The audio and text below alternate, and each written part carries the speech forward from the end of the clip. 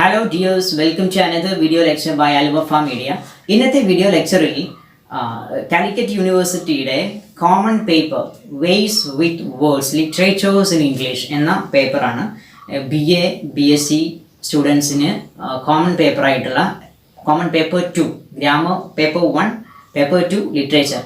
ഇതിലെ first sonnet 29 ഷേക്സ്പിയറിൻ്റെ സോണിറ്റുകളിലെ സോണിറ്റ് 29 ആണ്. നിങ്ങൾക്ക് യൂണിവേഴ്സിറ്റി സ്റ്റോർ പബ്ലിഷ് ചെയ്ത പുസ്തകത്തിൻ്റെ പേജ് നമ്പർ 345 ആയിട്ടാണ് നമ്മൾ എടുക്കാൻ പോകുന്നത്. പേജ് നമ്പർ 3 വില്യം ഷേക്സ്പിയറിൻ്റെ ചെറിയൊരു ബയോഗ്രഫി ഉണ്ട്, നിങ്ങൾ സ്വന്തമായിട്ടത് വായിച്ച് മനസ്സിലാക്കിയിരിക്കുക. പേജ് നമ്പർ 4 എന്താണ് സോണിറ്റ് എന്നതിനെ കുറിച്ച് പറയുന്നു. പേജ് നമ്പർ 5 സോണിറ്റ് പറയുന്നത്. പേജ് നമ്പർ 4 എന്താണ് സോണിറ്റ് എന്നും ഷേക്സ്പിയറിയൻ സോണിറ്റിൻ്റെ പ്രത്യേകതകളും പറയുന്ന ഒരു പാരഗ്രാഫ് ഞാൻ വളരെ ഷോർട്ടാക്കി പറയാം.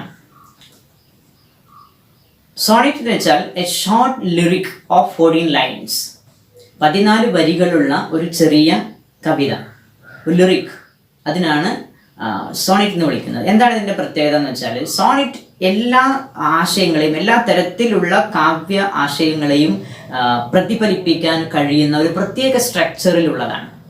14 വരിയാണ് എന്നതാണ് ഒരു പ്രത്യേകത. മറ്റൊന്ന് ഇംഗ്ലീഷിൽ എഴുതപ്പെട്ട സോണിറ്റുകൾ 2 തരത്തിലാണ് റൈം ചെയ്യപ്പെട്ടിരിക്കുന്നത്. ഒന്ന് പെട്രാർക്കൻ സോണിറ്റ് എന്നാണ് വിളിക്കപ്പെടുന്നത്. അതിൻ്റെ പ്രത്യേകത എന്താണ്? പെട്രാർക്കൻ സോണിറ്റിൻ്റെ പ്രത്യേകത അതിൻ്റെ റൈംസ് ABBA എന്നായിരിക്കും ആദ്യത്തെ 8 വരികളിൽ. അതായത് ടോട്ടൽ 14 വരികളുള്ളതിനെ ആദ്യത്തെ 8, രണ്ടാമത്തെ 6 എന്നിങ്ങനെ 2 ഭാഗങ്ങളായി തിരിക്കാം, അല്ലേ? ആദ്യത്തെ 8 വരികൾക്ക് ഒക്ടേവ് എന്നാണ് പറയാം. രണ്ടാമത്തെ സെക്ഷൻ 6 വരികൾക്ക് സെസ്റ്ററ്റ് എന്നും പറയുന്നു. ഇതിൽ ഒക്ടേവിൻ്റെ റൈം സ്കീം ABBA എന്നായിരിക്കും. രണ്ടാമത്തെ സെസ്റ്ററ്റ് 6 ലൈൻസ് CDE എന്നായിരിക്കും. ഇതാണ് പെട്രാർക്കൻ സോണിറ്റ് എന്നറിയപ്പെടുന്ന സോണിറ്റിൻ്റെ റൈം സ്കീം. ഇനി മറ്റൊന്നാണ് ഷേക്സ്പിയറിയൻ സോണിറ്റ് അല്ലെങ്കിൽ ഇംഗ്ലീഷ് സോണിറ്റ് എന്നറിയപ്പെടുന്ന രീതി. ഇതിൽ ക്വാട്രൈൻസുകളായിട്ടാണ് നമ്മൾ പറയുക. 4 വരി ആയിട്ടാണ് നമ്മൾ റൈം സ്കീം പറയുക. അപ്പോൾ ABAB CD EF ഇങ്ങനെ 4 വരികളുള്ള 3 സെക്ഷൻ. അപ്പോൾ എത്രയായി? 3 × 4 12. പിന്നെ 2 വരി, അല്ലെ? ഇതിന് ഫൈനൽ കപ്ലെറ്റ് എന്ന് വിളിക്കുന്നു. ഈ ഫൈനൽ കപ്ലെറ്റ് GG, അതായത് ഇതുവരെ പറയാത്ത മറ്റ് 2 സ്കീമിലായിരിക്കും എൻഡ് ചെയ്യാം. അപ്പോൾ ഷേക്സ്പിയറിയൻ സോണിറ്റിൻ്റെ റൈം സ്കീം എന്താകുന്നു എന്ന് ചോദിച്ചാൽ ABAB CD EF GG, right?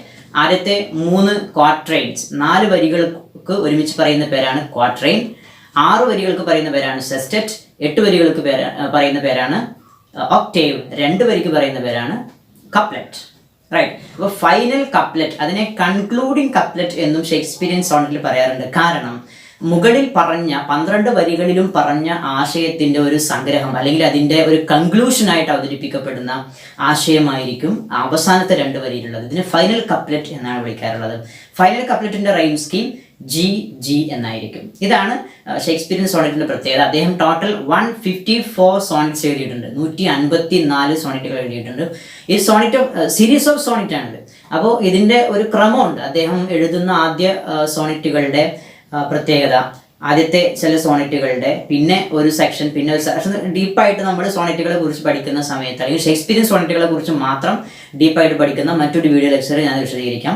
ഇവിടെ നമ്മൾക്ക് സോണിറ്റ് 29 പരിചയപ്പെടുക, ഷേക്സ്പിയറിയൻ ലിറ്ററേച്ചറിലേക്ക് ഒരു ഇൻട്രൊഡക്ഷൻ അല്ലെങ്കിൽ ഷേക്സ്പിയറിൻ്റെ ലാംഗ്വേജിലേക്ക്, അതിൻ്റെ സൗന്ദര്യത്തിലേക്ക് ഒരു പ്രവേശനം സാധ്യമാകുക എന്നുള്ളത് മാത്രമാണ് സോണിറ്റ് 29 പഠിപ്പിക്കുന്നതിൻ്റെ ഉദ്ദേശം. ഓക്കെ, ഇനി പേജ് നമ്പർ 5 നിങ്ങൾക്ക് സോണിറ്റ് 29 കാണാം. ഇത് അവതരിപ്പിക്കുന്നതിന് മുമ്പ് നിങ്ങൾ ശ്രദ്ധിക്കേണ്ട പ്രധാനപ്പെട്ട 3 കാര്യങ്ങൾ ഞാൻ പറയാം. ഒന്ന്, സെൻറ്റൻസിൻ്റെ സ്ട്രക്ചർ എന്താണെന്ന് നന്നായിട്ട് ശ്രദ്ധിച്ചിരിക്കണം, റൈറ്റ്? ഇവിടെ നിങ്ങൾക്ക് നോക്കിയാൽ മനസ്സിലാവും കവിതയുടെ ഫുൾ സ്റ്റോപ്പ് എവിടെ അവസാനിക്കുന്നത് ഞാൻ പറയാം. 2, അതിലെ കാവ്യസൗന്ദര്യം, ആശയപരമായ കാവ്യസൗന്ദര്യം, അതായത് കാവ്യം അവതരിപ്പിക്കുന്ന ആശയങ്ങളുടെ കവിത്വം, അതാണ് രണ്ടാമതായിട്ട് ശ്രദ്ധിക്കേണ്ടത്. 3, വാക്കുകളിലെ കവിത്വം, അതായത് കാവ്യരൂപത്തിൽ കാവ്യഭാഷ, ഷേക്സ്പിയർ ഉപയോഗിച്ചിരിക്കുന്ന കാവ്യമായ ഭാഷ, അതിൻ്റെ പ്രത്യേകതകൾ എന്തൊക്കെയാണ്? ഇങ്ങനെ 3 കാര്യങ്ങളാണ് വളരെ പ്രധാനപ്പെട്ടത് നമ്മൾ പഠിക്കേണ്ടത്. ഇത്രയും കാര്യങ്ങൾ ശ്രദ്ധിച്ചു കഴിഞ്ഞാൽ നമുക്ക് ഈ പോം നന്നായിട്ട് മനസ്സിലാക്കിയെടുക്കാൻ കഴിയും. ഓക്കെ, ഇനി നമുക്ക് കവിതയിലേക്ക് പോവാം. Sonnet number 29. First of all നിങ്ങൾ ശ്രദ്ധിക്കേണ്ട ഒരു വിഷയം, എവിടെയാണ് ഫുൾ സ്റ്റോപ്പ് ഉള്ളത് എന്ന് ശ്രദ്ധിക്കാം. 1ാമത്തെ വരിയിൽ ഫുൾ സ്റ്റോപ്പ് ഉണ്ടോ? ഇല്ല.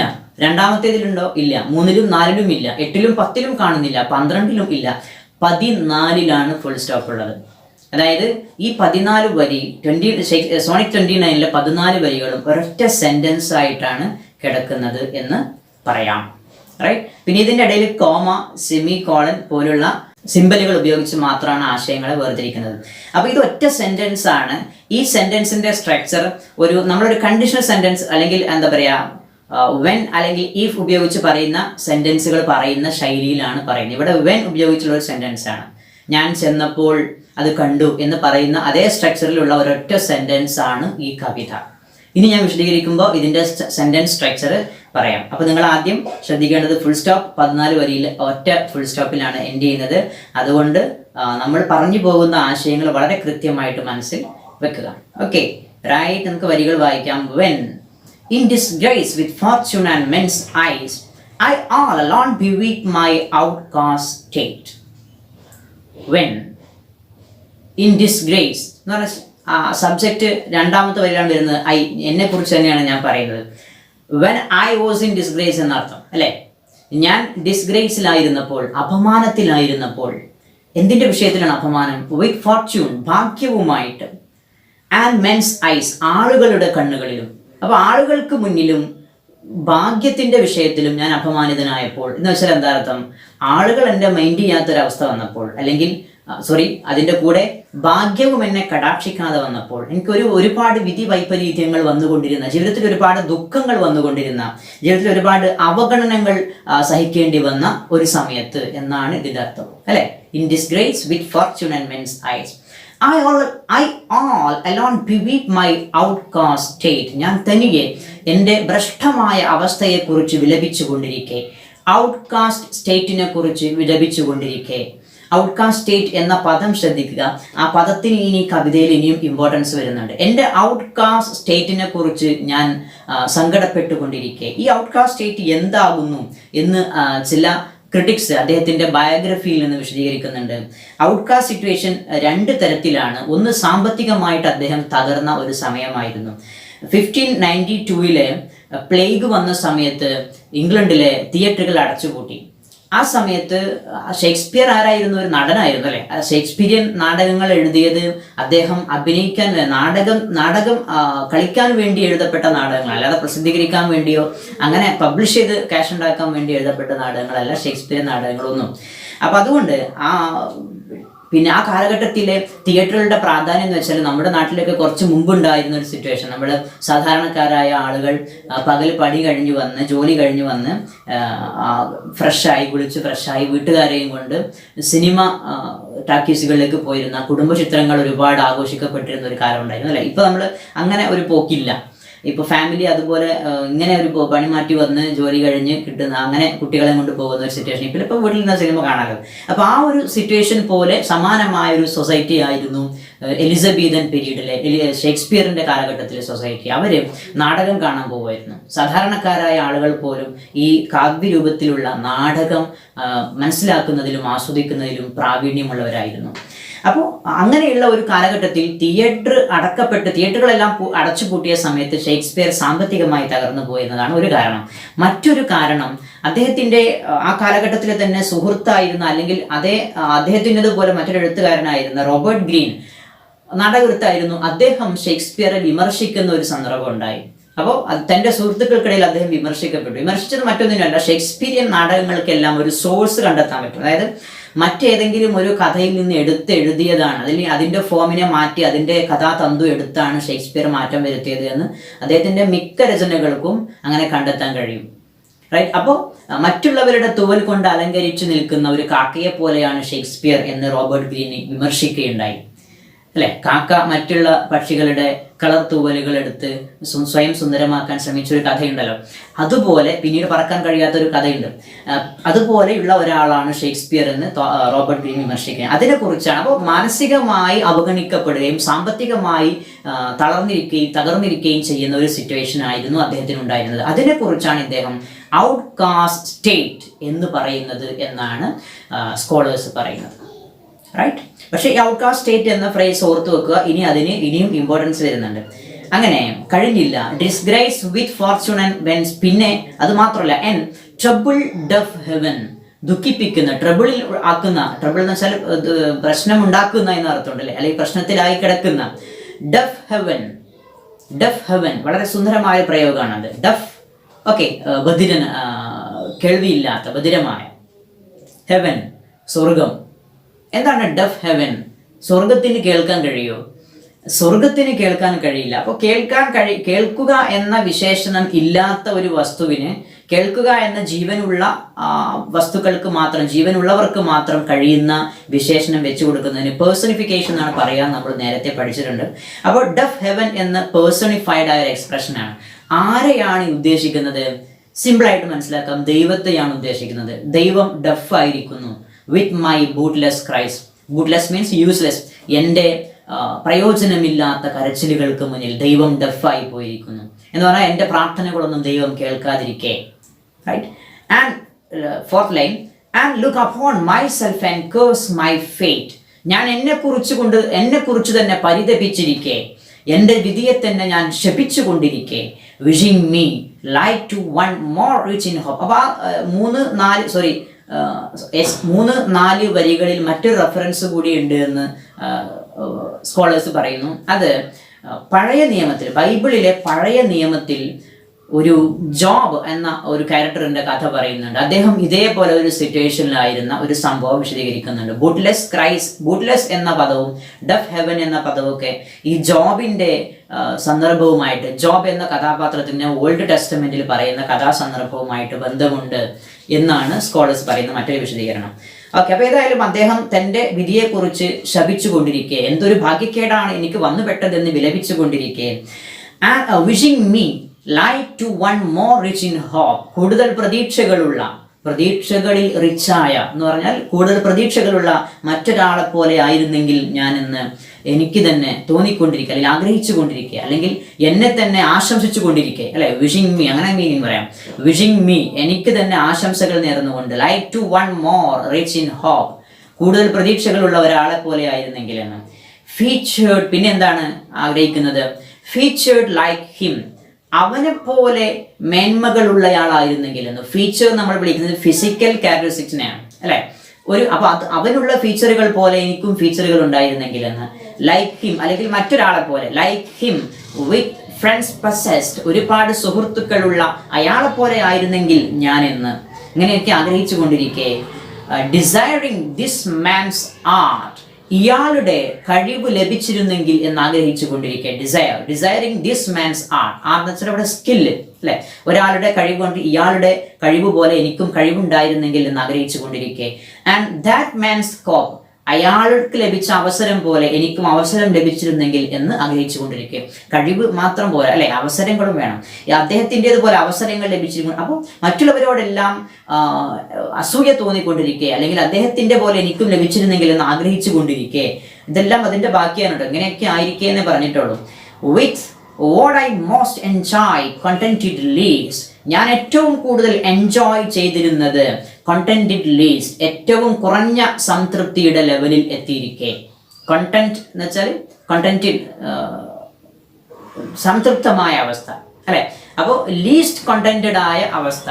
എന്താണ് കാര്യം? ഞാൻ ഒരു കാലത്ത് ഏറ്റവും എൻജോയ് ചെയ്തിരുന്ന അതേ കാര്യം ഇപ്പോൾ ലീസ്റ്റ് കണ്ടന്റഡ് ആയിരിക്കെ. അപ്പൊ ഇത്രയും അദ്ദേഹം പറയുന്നത് അദ്ദേഹത്തിന്റെ വളരെ ദുഃഖകരമായ ഒരു സിറ്റുവേഷനെ കുറിച്ചാണ്. അങ്ങനെ അതിനെ ഒരു കൺക്ലൂഷൻ എന്നോണം അദ്ദേഹം പറയുന്നു, in these thoughts myself almost despising, ഇത്തരം ചിന്തകളിൽ ഞാൻ എന്നെ തന്നെ പഴിച്ചുകൊണ്ടിരിക്കെ, അല്ലെ? Despising myself in these thoughts. അപ്പൊ ഇങ്ങനെ ഈ പറഞ്ഞ ചിന്തകളെല്ലാം, ഇതിനെക്കുറിച്ചെല്ലാം ഓർത്തുകൊണ്ട് ഞാൻ എന്നെ തന്നെ പഴിച്ചുകൊണ്ടിരിക്കെ എന്ത് സംഭവിച്ചു എന്ന് പറഞ്ഞില്ല. എന്ത് സംഭവിച്ചു? ഹാപ്പിലി ഐ തിങ്ക് ഓൺ ദീ, അങ്ങനെ ഇരിക്കെയാണ് ഹാപ്പിലി ഐ തിങ്ക് ഓൺ ദീ, നിന്നെക്കുറിച്ച് ഞാൻ ആനന്ദത്തോടെ ഓർക്കുന്നത്. ആൻഡ് ദെൻ, അങ്ങനെ ഓർത്തപ്പോൾ, നിന്നെക്കുറിച്ച് ഓർത്തപ്പോൾ, മൈ സ്റ്റേറ്റ്, എൻ്റെ സ്റ്റേറ്റിന് എന്ത് സംഭവിച്ചു? എൻ്റെ സ്റ്റേറ്റ് എങ്ങനെയായിരുന്നു? ഔട്ട്കാസ്റ്റ് സ്റ്റേറ്റ് ആയിരുന്നു അല്ലെ. തൻ്റെ ഔട്ട്കാസ്റ്റ് സ്റ്റേറ്റിനെ കുറിച്ചാണ് ഇത്ര സമയം അദ്ദേഹം വിലപിച്ചു കൊണ്ടിരുന്നത്. അങ്ങനെ നിന്റെ പ്രണയത്തെക്കുറിച്ച്, നിന്നെക്കുറിച്ച് ഞാൻ ആനന്ദത്തോടെ ഓർത്തപ്പോൾ, ദെൻ മൈ സ്റ്റേറ്റ്, എൻ്റെ state, like to the lark at break of day rising from sullen earth. Like to the lark, ഒരു രാപ്പാടി കിളിയെ പോലെ ആയിത്തീർന്നു. എന്താണ് രാപ്പാടി കിളി എന്ത് ചെയ്യുന്നു? അറ്റ് ബ്രേക്ക് ഓഫ് ഡേ, ഒരു ദിനത്തിൻ്റെ പ്രഭാതം പൊട്ടിവിടരവേ അല്ലെ, ഒരു ദിനത്തിൻ്റെ ആരംഭത്തിൽ, തുടർന്ന് ഒരു പ്രഭാതത്തിൻ്റെ തുടക്കത്തിൽ, rising from sullen earth, Salan ഏർത്തിൽ നിന്ന്, സലൻ ഏർത്ത് വെച്ചാൽ ഡാർക്ക് ഏർത്ത്, ഇരുണ്ട് കിടന്നിരുന്ന ഭൂമിയിൽ നിന്ന് പ്രഭാതം വന്നപ്പോൾ, പ്രഭാതം വിടർന്നപ്പോൾ വെളിച്ചം പരന്നിരിക്കുന്നു. ഈ വെളിച്ചത്തിൽ ലാർക്ക് എന്ത് ചെയ്യുന്നു? റൈസിംഗ്, ഉയർന്നുകൊണ്ടേയിരിക്കുന്നു, മുകളിലേക്ക് ഉയർന്നു പോയി. ഈ സലൻ ഏർത്തിൽ നിന്നും പ്രഭാത സമയത്ത് മുകളിലേക്ക് ഉയർന്നു പറന്ന ലാർക്കിനെ പോലെ. എന്നിട്ട് എന്ത് ചെയ്യുന്നു? Sings hymns at heaven's gate, സ്വർഗവാതിൽക്കൽ സ്തുതിഗീതങ്ങൾ ആലപിക്കുന്ന ലാർക്കിനെ പോലെയായി. റൈറ്റ്. അപ്പോൾ ലാർക്കിന് ഈ ഇരുണ്ട ഭൂമിയിൽ നിന്ന്, ഒരു രാത്രിയുടെ ഇരുണ്ട ഭൂമിയിൽ നിന്ന് പ്രകാശമാനമായ പ്രഭാതത്തിൽ അവൻ ആനന്ദത്തോടെ ഉയർന്നു പറക്കുകയും സ്വർഗ കവാടത്തിങ്കൽ ചെന്ന് സ്തുതിഗീതം ആലപിക്കുകയും ചെയ്യുന്ന അത്രയും ആനന്ദമുള്ള ഒരവസ്ഥയിലേക്ക് ഞാൻ മാറി എപ്പോൾ? നിന്നെക്കുറിച്ച് ഓർക്കുമ്പോൾ. എന്നിട്ട് അവിടെയും അവസാനിപ്പിക്കുന്നില്ല. ലാസ്റ്റ് കപ്ലറ്റിൽ അദ്ദേഹം എന്ത് പറയുന്നു? ഫോർ, ഇതിൻ്റെ കാരണം ഒരു കൺക്ലൂഷൻ പോലെ പറയുകയാണ്. ഫോർ, കാരണം, ദൈ സ്വീറ്റ് ലവ്, നിന്റെ മധുരിതമായ പ്രണയം, ദൈ യോ, നിന്റെ എന്നർത്ഥം, റിമെമ്പേർഡ്, ദൈ സ്വീറ്റ് ലവ് റിമെമ്പേർഡ്, ഞാൻ ഓർത്ത, എൻ്റെ ഓർമ്മയിൽ വന്ന നിന്റെ മധുരിതമായ പ്രണയം. അങ്ങനെ പറയാൻ കാരണം നേരത്തെ ഐ തിങ്ക് ഓൺ ദീ എന്നാണ് പറഞ്ഞത്. ഞാൻ നിന്നെക്കുറിച്ച് തിങ്ക് ചെയ്തു, അപ്പോൾ റിമെമ്പേർഡ് ലവ്. ഓക്കെ, ഈ remembered love such wealth brings, അത്രയും സമ്പന്നതയാണ് കൊണ്ടുവന്നത്. റീഡ്. നിന്നെക്കുറിച്ച് ഓർമ്മ വന്ന നിന്റെ മധുരമായ പ്രണയം എനിക്കത്രയും സമ്പന്നതയാണ് കൊണ്ടുവന്നത്. ഇവിടെ വെൽത്ത് എന്നതിന് നൽകാവുന്ന ഏറ്റവും വലിയ വിശദീകരണം ഹാപ്പിനെസ് എന്നാണ് അല്ലെ. കാരണം ഇദ്ദേഹത്തിൻ്റെ ഔട്ട്കാസ്റ്റ് സ്റ്റേറ്റ് രണ്ട് തരത്തിലുണ്ട്. ഒന്ന്, അദ്ദേഹം സാമ്പത്തികമായി അല്ലെങ്കിൽ ഫിസിക്കൽ ഫീച്ചേഴ്സ് ഉണ്ടായിരുന്നെങ്കിൽ എന്ന് ആഗ്രഹിച്ചിരുന്ന ഒരു സമയം, നഷ്ടപ്പെട്ടു പോയ ഒരു സമയം. രണ്ട്, അദ്ദേഹം മെന്റലി തളർന്നു പോയ ഒരു സമയം. അപ്പൊ മെന്റലി തളർന്നവർക്ക് എന്ത് വേണം? അവർക്ക് വെൽത്ത് എന്ന് വെച്ചാൽ ആനന്ദമാണ് അല്ലെ. നിന്റെ മധുരിതമായ പ്രണയം ഇത്രയും വെൽത്താണ് കൊണ്ടുവരുന്നത് എന്ന് പറഞ്ഞാൽ ഇവിടെ ഹാപ്പിനെസ് കൊണ്ടുവരുന്നു എന്നാണ് ഒരർത്ഥം. അങ്ങനെ ദാറ്റ് എത്രത്തോളം എന്നാൽ ദെൻ, പിന്നെ എന്ന് വെച്ചാൽ എപ്പോൾ? ഇത്രയും ദുഃഖസാന്ദ്രമായിരുന്ന വേളയിൽ നിന്നെ കുറിച്ചുള്ള ഓർമ്മകൾ, നിന്റെ മധുരമായ പ്രണയം എനിക്കിത്രയും സമ്പന്നത നൽകി, എനിക്കിത്രയും സന്തോഷം നൽകിയ സമയത്ത്, അപ്പോൾ എന്നർത്ഥം. അങ്ങനെ സന്തോഷം നൽകിയപ്പോൾ, I scorn to change. I scorn means വിസമ്മതിക്കുക അല്ലെ. ഞാൻ വിസമ്മതിക്കുന്ന അവസ്ഥയിലെത്തി. എന്ത്? to change my state, എൻ്റെ സ്റ്റേറ്റ് കൈമാറ്റം ചെയ്യാൻ, മാറ്റം വരുത്താൻ, വിത്ത് കിങ്സ്, രാജാക്കന്മാരുടെ സ്റ്റേറ്റുമായിട്ട്. അപ്പൊ എൻ്റെ സ്റ്റേറ്റ് രാജാക്കന്മാരുടെ സ്റ്റേറ്റിന് പകരമായി നൽകാൻ പോലും ഞാൻ വിസമ്മതിക്കുന്നു. ആ ഒരു അവസ്ഥയിൽ എൻ്റെ സ്റ്റേറ്റ് എത്തി. റൈറ്റ്. അപ്പൊ എൻ്റെ സ്റ്റേറ്റ് ആദ്യം എങ്ങനെയായിരുന്നു? ഔട്ട്കാസ്റ്റ് സ്റ്റേറ്റ് ആയിരുന്നു. പക്ഷെ ഇപ്പൊ എങ്ങനെയാണ്? രാജാക്കന്മാരുടെ സ്റ്റേറ്റുമായി പോലും കൈമാറാൻ എനിക്ക് സമ്മതമല്ല. അത്രയും ആനന്ദതുന്തിലമായ, ആനന്ദദായകമായ, അത്രയും ആഹ്ലാദകരമായ ഒരു സ്റ്റേറ്റിലേക്ക് ഞാൻ എത്തിയിരിക്കുന്നു. എങ്ങനെയാണ് എത്തിയത്? നിന്നെക്കുറിച്ചുള്ള ഓർമ്മ കൊണ്ട്, നിന്നെക്കുറിച്ച് ഓർത്തപ്പോൾ നിന്റെ മധുരിതമായ പ്രണയം എന്നെ ഇത്രയും മികച്ച ഒരു സ്റ്റേറ്റിലേക്ക് എത്തിച്ചിരിക്കുന്നു. ഇനി ഇവിടെ മൈ സ്റ്റേറ്റ് വിത്ത് കിങ്സ്, രാജാക്കന്മാരുടെ സ്റ്റേറ്റുമായി എന്ന് പറയുമ്പോൾ നമ്മൾക്ക് മറ്റൊരു ഓർമ്മ കൂടി വരാം. രാജാവിന്റെ സ്റ്റേറ്റ് നമ്മൾ വിളിക്കുന്നത് എന്തിനെയാണ്?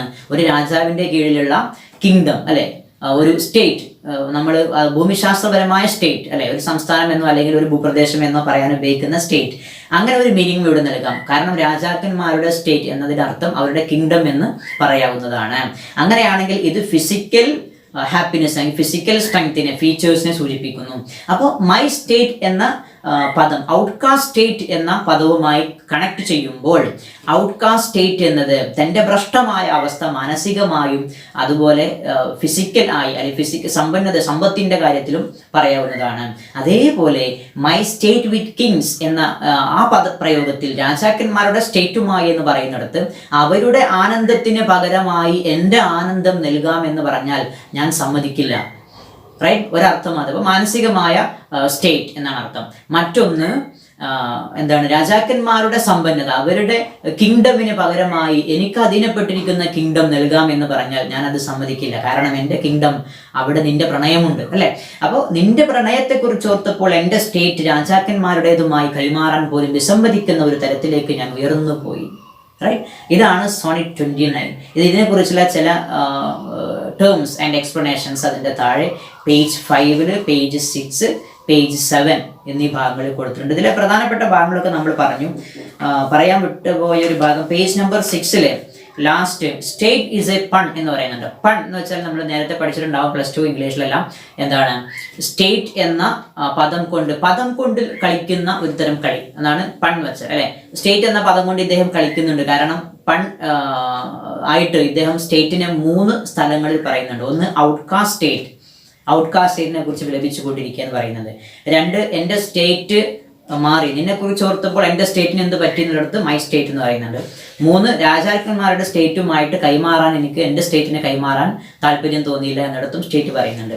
അപ്പോൾ ഈ സ്റ്റേറ്റ് ഇവിടെ പൺ ചെയ്യപ്പെടുന്ന ഈ സ്റ്റേറ്റ് എന്ന പദത്തെക്കുറിച്ച് മാത്രം അതിന് വ്യത്യസ്ത മീനിങ്ങുകൾ കൽപ്പിക്കാവുന്ന രീതിയിൽ അവതരിപ്പിക്കപ്പെട്ടിരിക്കുന്നു. ഇതിനാണ് പൺ എന്ന് പറയുന്നത്. റൈറ്റ്, സ്റ്റേറ്റ് എന്ന പദം കവിതയിൽ വ്യത്യസ്ത മീനിങ്ങുകൾ വിവിധ രീതിയിൽ വ്യാഖ്യാനിക്കാവുന്ന രൂപത്തിൽ അവതരിപ്പിക്കപ്പെട്ടിരിക്കുന്നു. അതാണ് പൺ.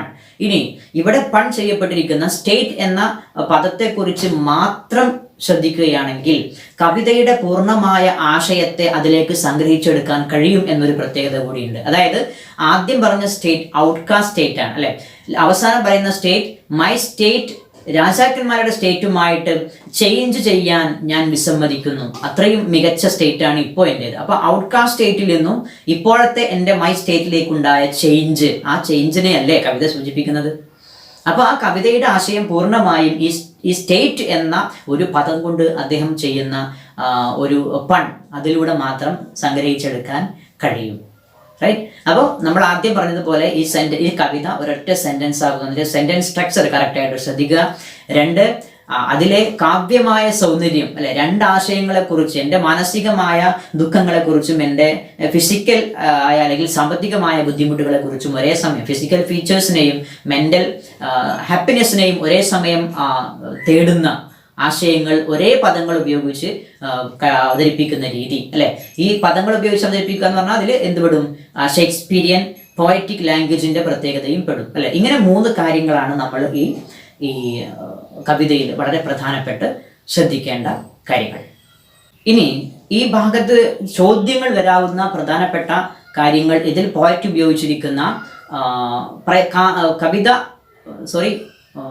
പോയറ്റിക് ഡിവൈസസ്, അല്ലെ? നമ്മൾ സിമിലി, മെറ്റഫോർ എന്നൊക്കെ പറഞ്ഞ് അതുപോലുള്ള പേഴ്സണിഫിക്കേഷൻ പോലുള്ള ഡഫ് ഹെവൻ പോലുള്ള പ്രയോഗങ്ങളെക്കുറിച്ച് ചോദ്യം വരാം. മറ്റൊന്ന് ലാർക്ക് എന്ന ഇമേജ് ഓഫ് ലാർക്ക് എന്ന ഇമേജ് എന്തിനാണ് ഉപയോഗിക്കുന്നത്? തൻ്റെ ഔട്ട്കാസ്റ്റ് സ്റ്റേറ്റിന് ഉണ്ടായ ആനന്ദകരമായ സിറ്റുവേഷനിലേക്ക് എൻ്റെ ഔട്ട്കാസ്റ്റ് സ്റ്റേറ്റ് മാറിയ ആ അവസ്ഥയെക്കുറിച്ച് ഉപമിക്കാൻ അദ്ദേഹം ഏറ്റവും വിദഗ്ധമായ ഒരു സിമ്പിൾ അവിടെ ഉപയോഗിക്കുന്നതാണ് ലാർക്ക്. പ്രഭാതത്തിൽ കുതിച്ചുയരുകയും അങ്ങനെ സ്വർഗവാതിൽക്കൽ ഗാനമാലപിക്കുകയും ചെയ്യുന്ന ലാർക്കിന്റെ സിമ്പിളാണ് അവിടെ ഉപയോഗിച്ചിരിക്കുന്നത്. മറ്റൊന്ന് ഈ പോയത്തിൽ സ്റ്റേറ്റ് എന്ന പദത്തിന്റെ പൺ, അത് നമ്മളിപ്പോൾ പറഞ്ഞു കഴിഞ്ഞു. മറ്റൊന്ന് ഒരു സോണിറ്റ്, ഷേക്സ്പീരിയൻ സോണിറ്റ്, ഒരു ടിപ്പിക്കൽ ഷേക്സ്പീരിയൻ സോണിറ്റ് ആകുന്നു ഈ സോണിറ്റ് എന്ന് ന്യായീകരിക്കുക. അത് വളരെ സിമ്പിളാണ്. നമുക്ക് അതിൻ്റെ സ്ട്രക്ചറും ഓരോ സ്ട്രക്ചറിലും അവസാനിക്കുന്ന ആശയം, അതായത് ആദ്യ ഭാഗത്ത് അദ്ദേഹം ഇങ്ങനെ പറയുന്നു, രണ്ടാമത്തെ ഭാഗത്ത് അതിൻ്റെ സ്റ്റേറ്റസിനുണ്ടായ മാറ്റം പറയുന്നു, ലാസ്റ്റ് ഫൈനൽ കപ്ലറ്റിൽ അദ്ദേഹം ഒരു കൺക്ലൂഷനായിട്ട് പറയുന്നു. മറ്റൊന്ന് ഷേക്സ്പീരിയൻ സോണറ്റിൻ്റെ റൈം സ്കീം വളരെ അനുയോജ്യമായി വന്നിരിക്കുന്നു. ഇതെല്ലാം നമുക്ക് അത് ഓർത്ത് വെച്ച് സമർത്ഥിച്ചു കഴിഞ്ഞാൽ അതിൻ്റെയും ഉത്തരമായി. Okay, right. ഇനി കൂടുതൽ സംശയങ്ങളോ ഇതുമായി ബന്ധപ്പെട്ട ഭാഗങ്ങൾ ഇനിയും വിശദീകരിക്കണം എന്നുണ്ടെങ്കിൽ നിങ്ങൾ അൽബഫ മീഡിയയുമായി കോൺടാക്ട് ചെയ്യാം. ഞങ്ങൾ നിങ്ങൾക്കുള്ള സഹായങ്ങളുമായിട്ട് വീണ്ടും വീഡിയോ ലെക്ചറുമായിട്ട് വരാം. അതുവരേക്ക് ഗുഡ് ബൈ.